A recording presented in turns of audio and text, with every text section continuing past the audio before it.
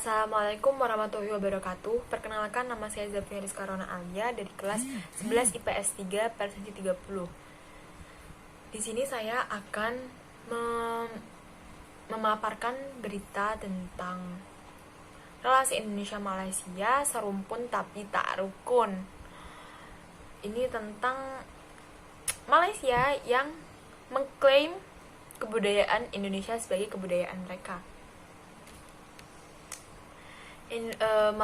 Malaysia dan Indonesia ini adalah negara yang bertetanggaan yang mencapai sekitar 25 juta jiwa, terdiri dari etnis Cina, Melayu, dan India.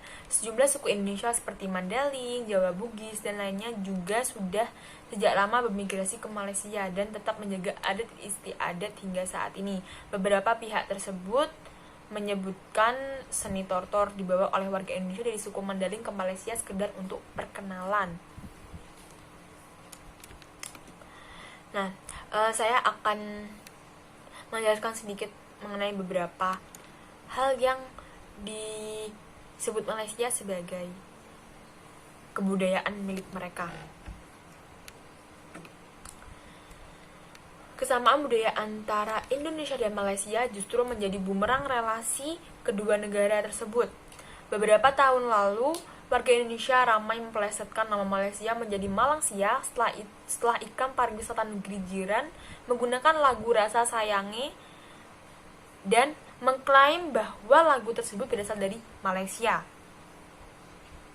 Warga Indonesia menuding Malaysia telah mengklaim lagu daerah asal Maluku itu sebagai milik mereka. Sekitar pertengahan 2009, tari pedet khas Bali muncul dalam iklan Enigmatik Malaysia di Discovery Channel hingga menyulut kecaman dari warga Indonesia.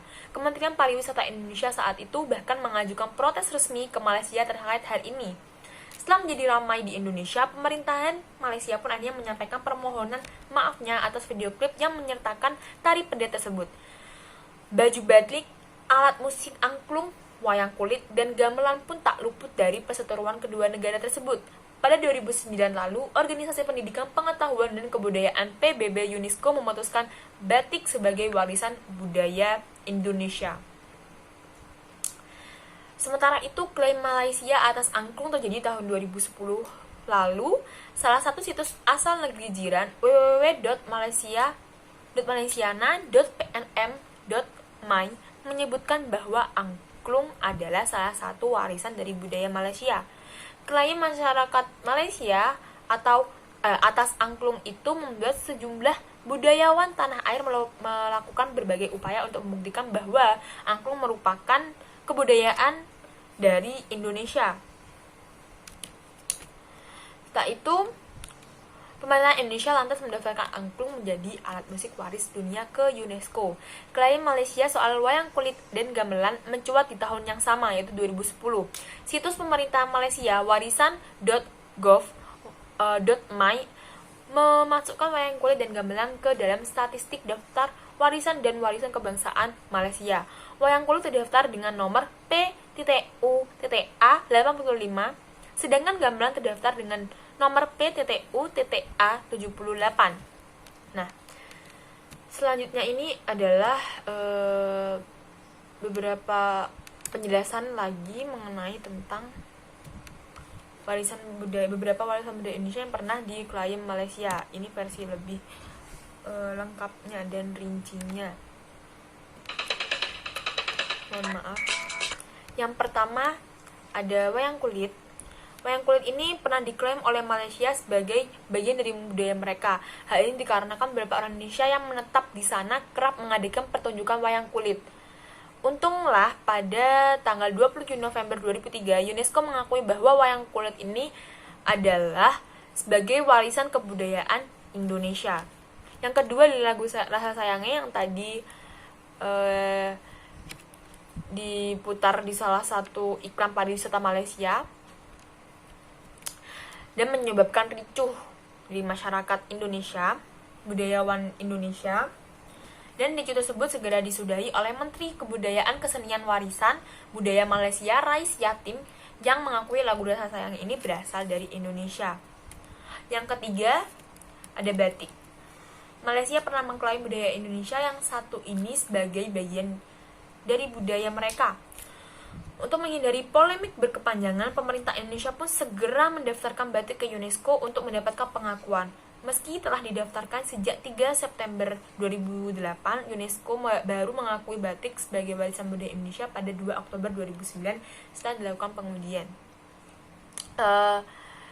Ini sekedar pengetahuan saja. Dulu saya waktu itu melihat di YouTube channel Jerome Pauline. Dia adalah mahasiswa Indonesia yang kuliah di Jepang. Dia adalah warga negara Indonesia yang kuliah di Jepang. Dan dia melakukan wawancara dengan orang yang ada, dia melakukan wawancara di Malaysia dengan beberapa masyarakat di sana. Beliau menanyakan tentang batik ini berasal dari mana? Batik ini berasal dari Indonesia atau Malaysia? Dan banyak warga Malaysia tersebut yang ada di sana menjawab batik sebagai kebudayaan Malaysia. Batik adalah milik orang Malaysia, seperti itu.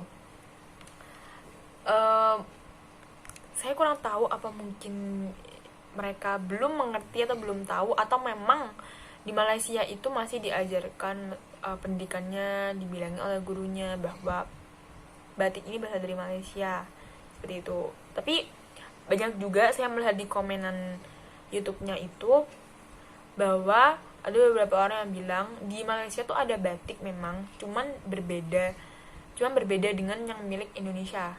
Cuman tetap diklaim bahwa batik itu berasal dari Indonesia, bukan dari Malaysia. Yang keempat ada Reok Ponorogo. Klaim masyarakat Malaysia yang mengatakan reok adalah bagian dari budaya mereka jelas mengada-ngada. Dari namanya saja sudah tampak bahwa reok berasal dari Ponorogo.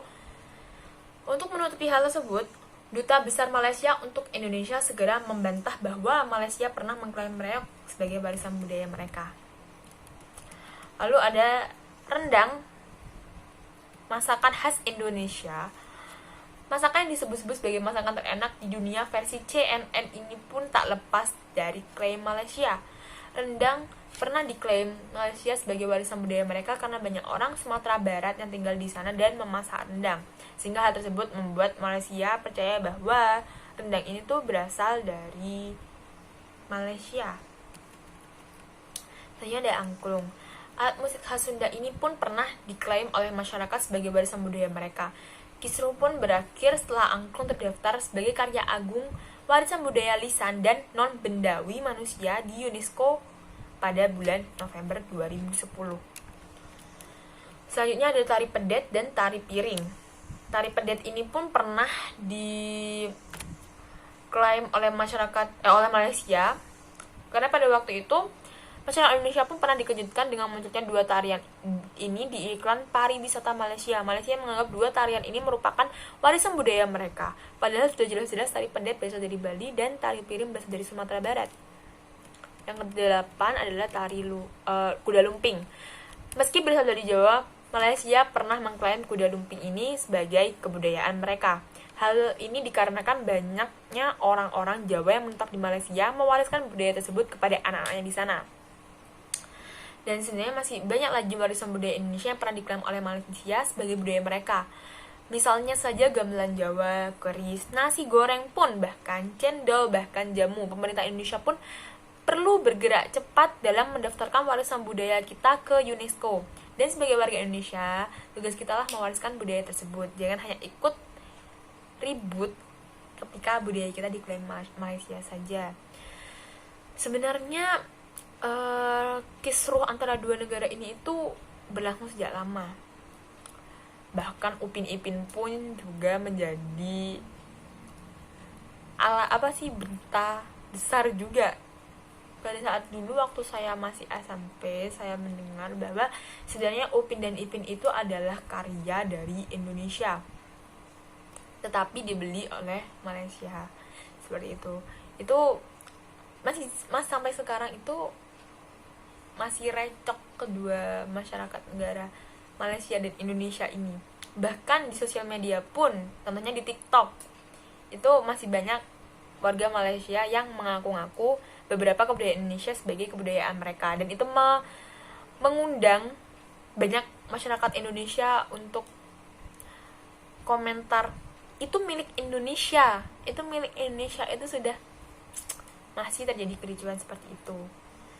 Segitu saja dari saya. Apabila ada kesalahan, mohon maaf sebesar-besarnya Bapak.